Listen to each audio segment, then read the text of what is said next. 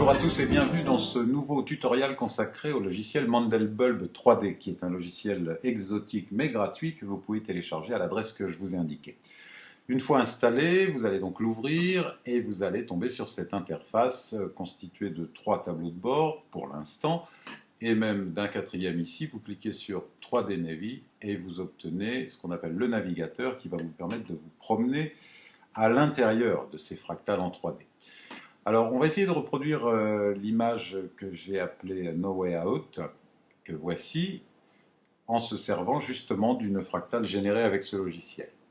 Alors, il est un petit peu touffu au début, mais finalement assez simple à mettre en œuvre.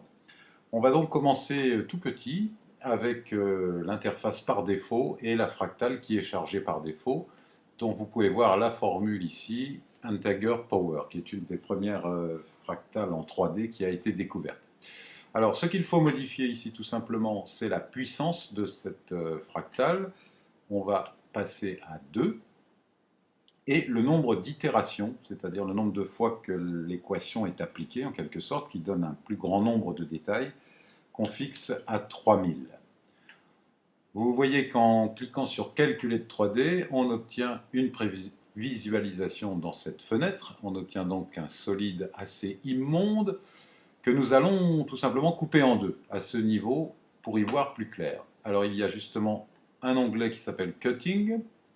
Vous sélectionnez Z en laissant la valeur sur 0 et en refaisant un rendu, vous pouvez voir la fractale coupée en deux qui révèle donc à l'intérieur le fameux et célèbre ensemble de Mandelbrot qui a été découvert par le mathématicien éponyme qui nous a quittés récemment.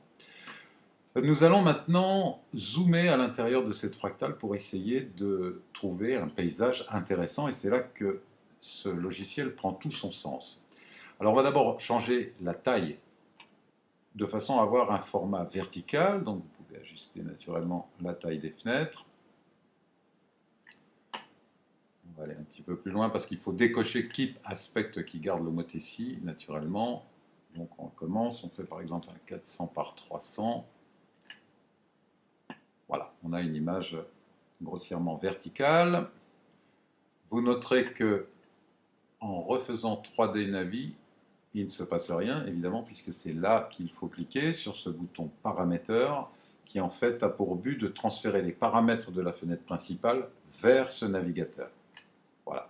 A l'inverse, quand vous voulez renvoyer l'image du navigateur vers la fenêtre principale de rendu, il faut cliquer sur le bouton qui est en dessous, Formula. Il ne se passe rien dans la mesure où c'est la même fractale. Mais si on commence à naviguer à l'intérieur avec ces boutons, donc vous avez grossièrement un zoom avant-arrière, une rotation autour de l'axe, autour des 4 axes, et une translation. Avec toutes ces commandes qui sont relayées d'ailleurs avec le clic de la souris ou le glisser-déposer. Avec tout ça, donc, vous allez pouvoir naviguer à l'intérieur de la fractale. Alors, imaginons que nous voulions isoler, par exemple, cette partie. Alors, pour gagner du temps, on va revenir dans la fenêtre principale et on va utiliser ce zoom en dessinant tout simplement un carré de sélection. Voilà. Paramètres pour copier donc ces paramètres et voir ce que ça donne. Alors, il peut y avoir des circonstances où c'est assez déprimant parce qu'on est totalement perdu à l'intérieur de la fractale. Là, par exemple, je ne vois pas ce qui se passe. Alors, ça risque de vous arriver plusieurs fois. Donc là, la seule parade, c'est de revenir dans la fenêtre principale et de faire Reset Post Zoom, qui va vous ramener la fractale au niveau 0 par défaut, qu'on renvoie ici. Et c'est une bonne occasion de voir comment fonctionnent ces flèches. Donc, si je veux faire une rotation de l'objet, je le descends ici, puis je suis obligé de remonter à ce niveau pour petit à petit donc faire tourner en quelque sorte cette fractale. J'ai l'habitude de faire à la souris, ce qui est beaucoup plus rapide, mais un peu plus dangereux, puisqu'on risque de perdre assez vite le contrôle. Alors, on va tout de suite changer quelque chose, qui est la taille. Comme vous voyez, le navigateur dépasse en fait la taille de mon écran, donc j'ai vu un peu trop grand. On va le mettre à 600. le reprendre ici. Voilà, quelque chose de plus démocratique. Alors, je attire votre attention sur cette petite flèche bien cachée qui donne accès évidemment à un menu caché lui aussi, qui contient des informations pourtant cruciales. Alors, notamment le pas du déplacement que vous pouvez fixer à 20 dans un premier temps, de façon à éviter de cliquer comme un fou. Ça va beaucoup plus vite. Et vous pouvez vous essayer également au zoom avec la roulette. Voilà, on va essayer d'isoler cet endroit.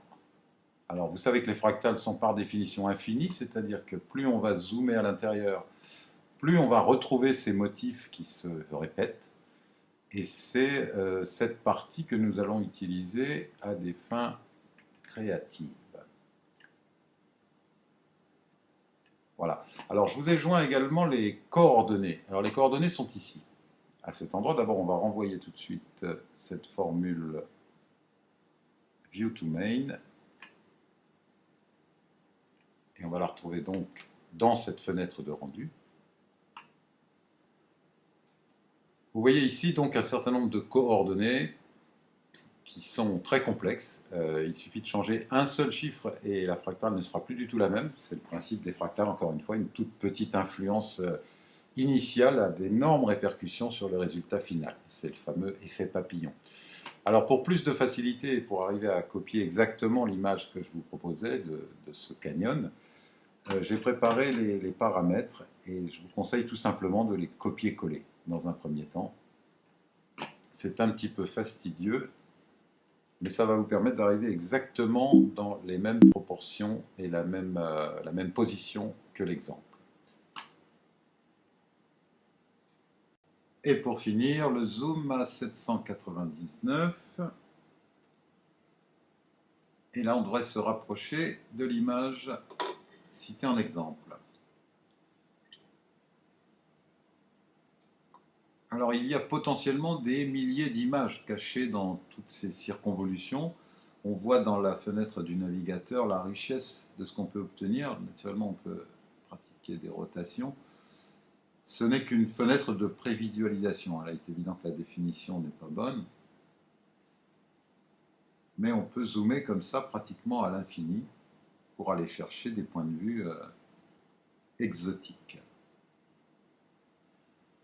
Pendant ce temps-là, on voit donc notre fractal se rendre doucement. On va travailler maintenant évidemment sur les couleurs, sur l'ambiance, pour se rapprocher le plus possible du modèle initial. Alors on va aborder donc ce tableau de bord Lightning. Alors observez déjà qu'il y a 6 lampes possibles, puisque comme en photographie, c'est l'éclairage qui vraiment fait l'image en quelque sorte. On va s'intéresser à cet onglet Ambiance. Voilà, vous voyez qu'on a une ambiance bleue, donc on va modifier tout cela pour retrouver. Alors l'ambiance, c'est la couleur qui en fait se réfléchit sur la fractale. Donc là, on pourrait le laisser comme ça, on va simplement assombrir un petit peu. Voilà. Par contre, la depth, la profondeur, ce sont les vraies couleurs qu'on voit ici. Donc vous voyez, c'est un dégradé de bleu foncé et de bleu clair qu'on va modifier pour se rapprocher de l'image. Donc choisir un cyan un peu cassé. Voilà. Ça, c'est pour la couleur sombre. Et puis la